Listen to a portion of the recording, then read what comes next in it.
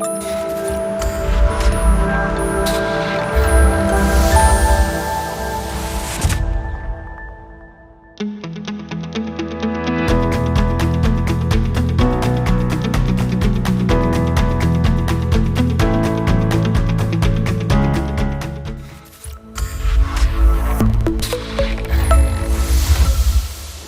오늘은 전개도 그리기에 대해서 배워보도록 하겠습니다.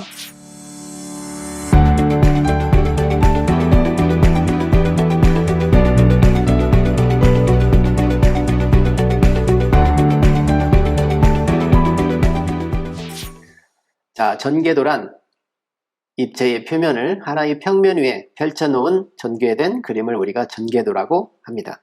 주로 철판을 굽히거나 접어서 만드는 판금 작업이나 이를테면 자동차, 그리고 항공기, 캐비닛 이러한 등의 몸체와 부품 제작 도면에 많이 사용된다고 볼 수 있습니다. 전개 원리를 보면 전개할 제품의 표면에 이를테면 먹물이나 잉크, 광명단이라고 하는 것은 이제 도장바 아시죠? 이런 것들을 바르고 종이 위에 천천히 한 바퀴 굴렸을 때 생기는 자국을 만드는 원리와 같다고 볼 수가 있겠습니다. 자, 직육면체의 전개 원리를 보면 여기서 그림에서 보시는 바와 같이 이와 같이 육면체를 펼쳐진 그림, 이런 원리와 같다고 볼 수가 있겠습니다. 자, 그러면 이음을 위한 여유 마련이 필요하죠. 전개된 그림을 입체로 만들기 위해서는 접합을 할 수 있는 여유 지수가 필요하기 때문이죠. 여유, 네, 접합을 위해서요. 자, 종이 상자를 접기 위한 여유 마련. 얇은 제품은 겹치는 부분이라든지 접는 부분에 여유 치수를 마련하고 전개도를 그려야 합니다. 만일에 치수에 여유가 있는 얇은 판재나 맞대기 용접으로 완성하는 제품은 접는 부분의 여유 치수를 마련하지 않고 그려도 됩니다. 왜냐하면 용접을 하게 되면 여유가 이제 없어도 용접을 통해서 붙일 수가 있기 때문이죠. 자, 종이 상자를 접기 위한 여유 마련한 예를 보시겠습니다. 여기서 육면체와 같은 이런 상자가 있다고 쳤을 때 여기에 이를테면 정면도, 평면도, 우측면도, 좌측면도, 그리고 전면도가 있겠죠. 이 펼쳐진 그림이 이와 같이 전개도가 되겠습니다. 전개도. 여기에 여유 공간이 이렇게 마련되어 있죠.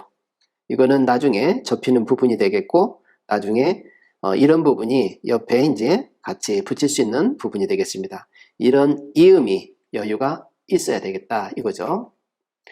자, 판금 제품의 이음매를 위한 여유 마련은 보면 이를테면 여기서 보는 바와 같이 이거는 이제 겹치기 이음이 되겠죠. 자, 이 겹치기 이음을 이음매라고 합니다. 다시 말하면 맞대기 이음으로 용접하거나 용접을 하지 않을 경우에 이음매라고 하는 심을 만들어서 여유를 마련해야 되는데 여기 이와 같이 이음매를 둔 경우가 되겠죠. 얇은 제품인 옷감이나 모자, 종이컵 등은 가장자리를 튼튼하게 하거나 풀리지 않도록 감침질이라고 하는 것을 하게 되겠습니다. 감침질. 자, 여러분들이 이음매는 뭐라고 그랬죠? 심이라고 그랬죠. 감침질은 햄이라고 합니다. 햄. 네. 자, 감침질을 하는 경우는 가장자리를 튼튼하게 하거나 풀리지 않도록 한다 이거죠. 네. 우리가 판금 제품에 있어서도 가장자리가 찢어지거나 변형이 되는 것을 예방하고 또한 사람이 다치지 않도록 안전을 위해서 감침질을 하게 되겠습니다. 아마 여러분들께서 종이컵의 상단 부분을 보면 이 감침질이 되어 있죠. 감침질. 이와 같이 이제 감침질이 되어 있는 것을 볼 수가 있습니다. 가장자리를 튼튼하게 하거나 그리고 풀리지 않도록 그리고 안전을 위해서 한다는 얘기죠. 감침질. 감침질하는 방법에는 여러 가지가 있죠. 이와 같이 하는 방법들이 있습니다. 네. 자, 그러면 우리가 이제 전개도법에 대한 종류를 한번 알아보도록 하겠습니다. 첫 번째로 평행선을 이용한 전개도법입니다. 우리가 평행선법을 이용한다는 것은 원기둥이나 각기둥, 삼각기둥, 사각기둥 등과 같이 여러 가지의 각기둥을 평행하게 전개해서 그리는 방법을 이용합니다. 자, 여기서 보시는 바와 같이 이와 같은 물체가 이렇게 생겼죠. 네. 어떤 일정한 각만큼 이렇게 잘린 그런 육각 기둥이 되겠습니다. 육각 각기둥. 이런 것을 그리고자 했을 때는 먼저 정면도와 평면도를 그리게 되겠습니다. 평면도에서 육각형인 모양을 같은 간격으로 이와 같이 6등분을 하게 되겠습니다. 6등분 된 것을 수선을 그어가지고 정면도상에서 마주친 지점을 여기서 보면 어때요? 1이라는 포인트에서 정면도에서 1이라는 1-라는 포인트로 내려와서 이것을 우측면도에 전개한 그림으로 그릴 때는 이와 같은 평행선에서 나타내는 수선을 그어가지고 마주친 지점을 찾습니다. 이와 같이 찾죠. 네, 보십니까? 이와 같이 찾아가지고 결국에는 이 지점은 이제 수선을 그리면 반대쪽이 되겠죠. 이렇게 반대쪽이 되는 것을 이것을 오린다면 마치 이와 같은 물체가 되겠죠. 여기서 중요한 거는 여기서 1에서 2, 이 변이 여기서 1-2 변과 같은 거리로 나타내면 되겠습니다. 그러니까 다시 말씀을 드리면 이게 육각형인 모양으로 6단계 칸을 등 간격으로 그려서 수선을 내려서 마주친 각에 대한 그것을 수평으로 평행하게 그려서 나타낸 지점을 찾아가지고 전개한 방법이 되겠습니다. 여러분들께서 자세한 것은 여기 나와 있는 평행선을 이용한 전개도법의 내용을 한번 자세히 보시고 따라서 한번 그려보시기 바랍니다. 자, 다음은 두 번째로 방사선법을 이용한 전개도법에 대해서 말씀드리겠습니다. 자, 방사선법. 네. 방사선으로 전개한 도법이다. 다시 말하면 원뿔이라든지 삼각뿔, 사각뿔과 같이 각 뿔의 어떤 그 전개도의 테두리 또는 연장선상이 한 점에서 만나는 경우, 그러니까 우리가 원뿔이라든지 사각뿔 같은 경우는 어때요? 어떤 그 꼭지점이 보이죠? 이럴 경우에 사용하는 방법이 되겠습니다. 방사선법. 이 방사선법은 한 도면에 꼭지점이 보일 경우에는 이 전개도법을 이용한다고 볼 수가 있겠습니다. 자, 간단하게 설명을 드리면, 자, 이와 같이 정면도를 먼저 그리게 되겠죠. 그리고 정면도 위에 평면도를 나타냅니다. 네. 자, 평면도를 나타내고 여기서 중요한 거는 정면도의 꼭지점과 같은 수평을 그어서 5점을 찾습니다. 그리고 여기서 정면도에서 잘라진 부분의 짧은 쪽과 평행하게 이렇게 그립니다. 그리고 나서 아까 이게 평행선법을 이용하듯이 여기에 평면도 상에서 하나의 변, 다시 말하면 12개가 되겠죠. 12개를 찾아가지고 이 거리만큼 같은 간격으로 이와 같이 원주상에 12개를 등분합니다. 그런 다음에 잘린 부분에 대한 부분을 꼭지점을 찾기 위해서는 어때요? 아까 평행선법을 이용한 방법대로 여기서 잘린 부분에 대한 원을 평면도상에서 찾은 다음에 이것을 수선으로 내려서 만난 꼭지점을 각각으로 찾게 되겠습니다. 네, 이해하셨나요? 이 찾은 수선을 마찬가지로 수평하게, 네, 정면도와 수평하게 전개한 도면의 위치를 찾아가지고 꼭지점을 이와 같이 찾게 되겠습니다. 네, 돌려서 찾으면 되겠죠.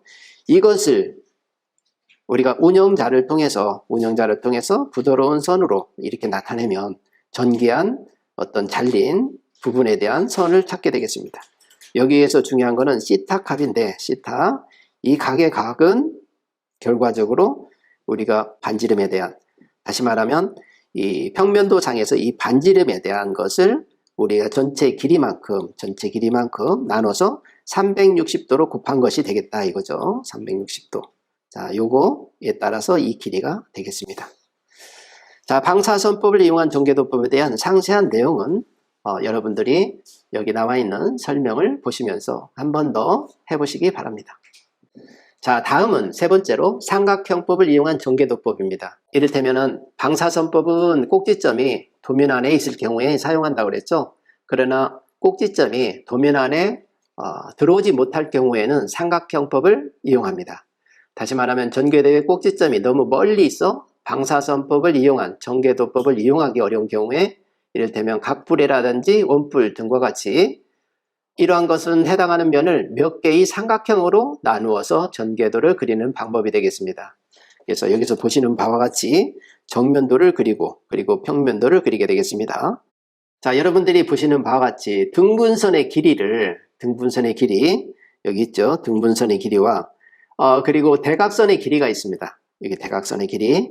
여기서 보면 그러니까 정면도상에 하단부에 있는 큰 원이 있죠. 이 큰 원. 그리고 안쪽에 있는 잘린 부분에 대한 작은 원. 이것을 마치 12개로 이렇게 똑같이 마찬가지로 12개로 등분을 합니다. 그래서 여기서 보시는 바와 같이 1번 있죠. 네, 요거 있죠. 1번. 1번은 결과적으로 1번 같은 길이가 되겠습니다. 2번은 여기서 대각선이 길이죠. 대각선의 길이 2번. 여기 길이가 되겠습니다. 그리고 3번은 이를테면은 하단부에 12개로 나눈 변이 되겠죠. 전개된 도면에 있어서 하단부인 3번. 그리고 4번은 작은 원, 잘린 상단 부분에 작은 원인 4번이 있습니다. 요거는 어때요? 12개로 나눈 전개도상에서 이 4번이 되겠죠. 4번. 보이십니까? 다시 말씀을 드리겠습니다. 지금 평면도상에서 등분선의 길이인 1번. 1번은 요거에 되겠죠. 1번. 네.